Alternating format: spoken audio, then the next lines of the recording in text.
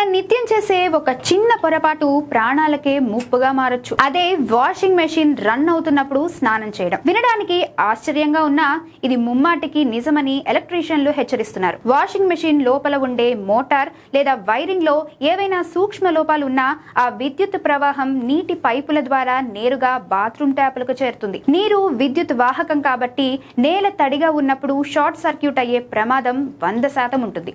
ముఖ్యంగా పాత ఇళ్లలో ఎర్తింగ్ సరిగ్గా లేకపోతే ఈ ముప్పు మరింత ఎక్కువ.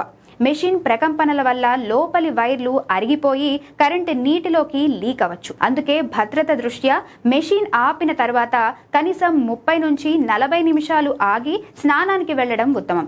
వీలైతే ప్లగ్ పూర్తిగా తీసివేసిన తర్వాతే బాత్రూంలోకి వెళ్ళండి. మీ ఇంట్లోని వైరింగ్ ను తరచూ తనిఖీ చేయించుకోండి. మనం పాటించే ఈ చిన్న జాగ్రత్త మనల్ని, మన కుటుంబాన్ని పెను ప్రమాదం నుండి కాపాడుతుంది. గుర్తుంచుకోండి, ప్రాణం కంటే ఏ పని ముఖ్యం కాదు. భద్రతే మన మొదటి ప్రాధాన్యత కావాలి.